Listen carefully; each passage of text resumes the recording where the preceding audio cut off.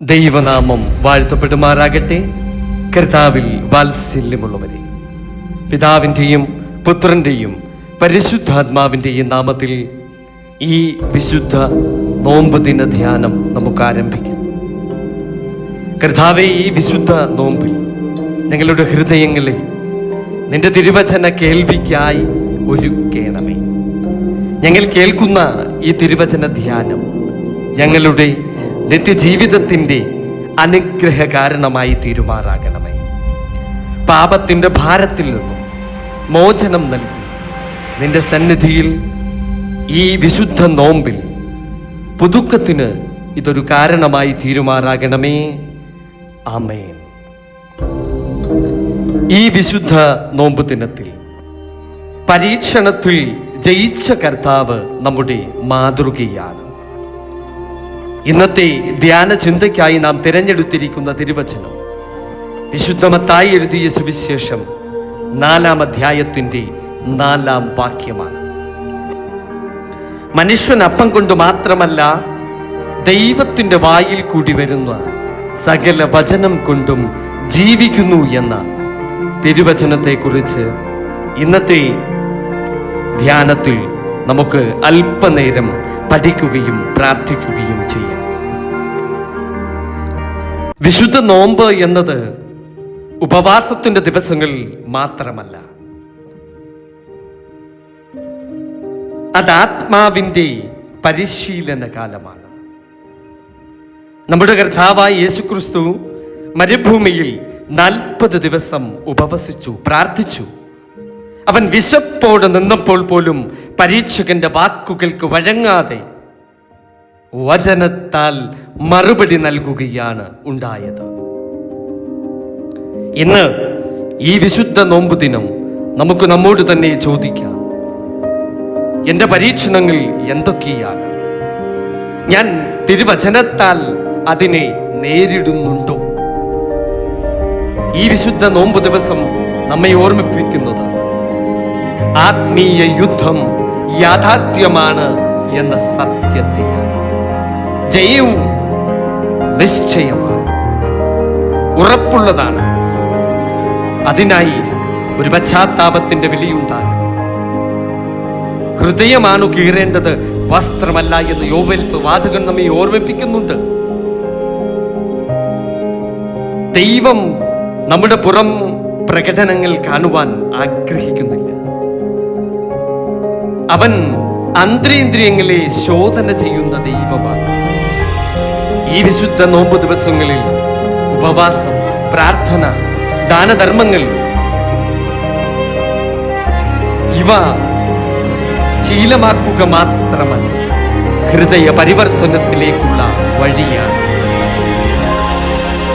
നമ്മൾ ദേവാലയത്തിൽ പോയിട്ടും വിശുദ്ധ നോമ്പ് അനുഷ്ഠാനങ്ങൾ നടത്തുമ്പോഴും ഹൃദയം കഠിനമാണെങ്കിൽ വിശുദ്ധ നോമ്പിൻ്റെ ആത്മാവ്, അതിൻ്റെ ശരിയായ അർത്ഥം നമ്മിൽ പ്രവർത്തിക്കുന്നില്ല.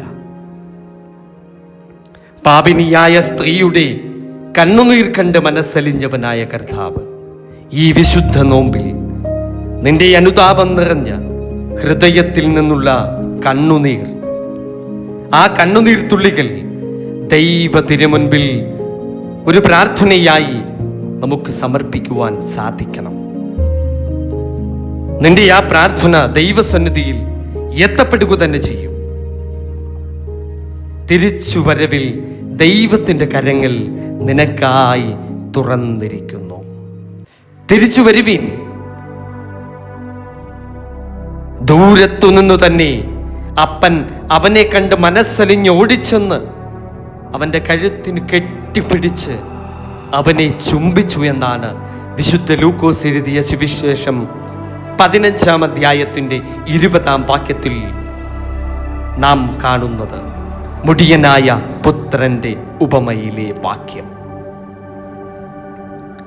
ഇതിൽ നിന്നും നാം മനസ്സിലാക്കേണ്ടത്, നാം എത്ര വിദൂരതയിലാണെങ്കിലും, എത്ര ദൂരത്താണെങ്കിലും ദൈവം നമുക്കായി കാത്തിരിക്കുന്നുണ്ട്.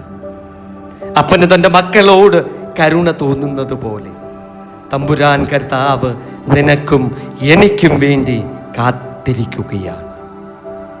ഈ വിശുദ്ധ നോമ്പ് ദിവസം നമുക്ക് ഒരാത്മപരിശോധന നടത്താം.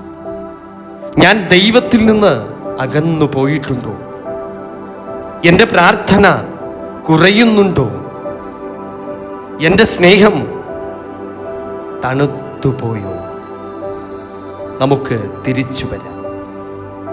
പിതാവ് ഓടി വന്ന് നമ്മെ കെട്ടിപ്പിടിച്ച് ചേർത്തുകൊള്ളുവാൻ അവൻ തയ്യാറാണ്. വിശുദ്ധ നോമ്പ് ഒരു ക്രൂശു യാത്രയാണ്. ഓർത്തുകൊള്ളുക, അവിടെ വേദനയും പരിഹാസവും ദുഷിപ്പും ഒക്കെ ഉണ്ടാകും. എന്നാൽ അതിൻ്റെ പര്യവസാനം എന്ന് പറയുന്നത് ഉയർപ്പാണ്, ഒരു ഉയർത്തെഴുന്നേൽപ്പാണ്. അത് സ്നേഹത്തിൻ്റെ, രക്ഷയുടെ അടയാളമായി മാറുകയാണ്.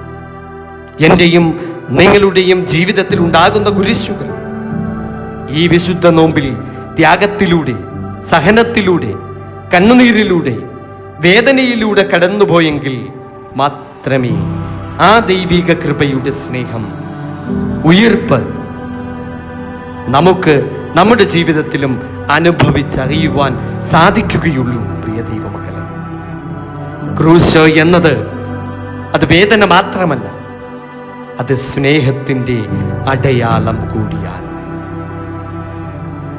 ക്രൂശ് ഇല്ലാതെ ഉയർപ്പില്ല, ഗോൽഗോഥയില്ലാതെ മഹത്വവുമില്ല. അതിനായി നമുക്ക് ആന്തരികമായ ശുദ്ധീകരണം ഉണ്ടാകണം. നിർമ്മലമായ ഹൃദയം, സ്ഥിരമായ ഒരു ആത്മാവ് അതിനായി വേണം. അത് നമുക്ക് ഈ വിശുദ്ധ നോമ്പിലൂടെ നേടിയെടുക്കുവാൻ സാധിക്കും. ആയതിൻ പ്രകാരം നിർമ്മലമായ ഒരു ഹൃദയം നമ്മിൽ ഉണ്ടാകുമ്പോൾ ദൈവത്തിൻ്റെ ആത്മാവ് നമ്മിൽ വസിക്കും. അത് നമുക്ക് ചുറ്റിലുമുള്ളവർക്ക്, നമ്മുടെ കുടുംബത്തിന്, നമ്മുടെ സമൂഹത്തിന്, നാം ആയിരിക്കുന്ന സഭയ്ക്ക് ആ ആത്മാവ് നമ്മിലൂടെ പരിവർത്തിക്കപ്പെടുവാൻ ഈ വിശുദ്ധ നോമ്പ് നമുക്ക് കാരണമാകും. അങ്ങനെയാകുമ്പോഴേ ഈ വിശുദ്ധ നോമ്പിൻ്റെ അർത്ഥം അത് പൂർണ്ണതയിൽ എത്തുകയുള്ളൂ. ഈ വിശുദ്ധ നോമ്പ് ദിനങ്ങൾ ആത്മാവിൻ്റെ വസന്തകാലമാണ്. പഴയ ശീലങ്ങൾ അതൊക്കെ ഒന്ന് മാറ്റി പുതിയ ജീവിതം ആരംഭിക്കുന്ന സമയം. ഇന്ന് നമുക്ക് ചോദിക്കാം, എൻ്റെ ഹൃദയം ദേഷ്യത്താൽ നിറഞ്ഞിരിക്കുന്നുണ്ടോ? അസൂയയും അഹങ്കാരവും എന്നെ നിയന്ത്രിക്കുന്നുണ്ടോ? അങ്ങനെയാണെങ്കിൽ ദൈവം ശുദ്ധീകരിക്കുവാൻ തയ്യാറാണ്. പക്ഷേ നാം അതിനായി ഒരുങ്ങണം, തയ്യാറാകണം, സമ്മതിക്കണം.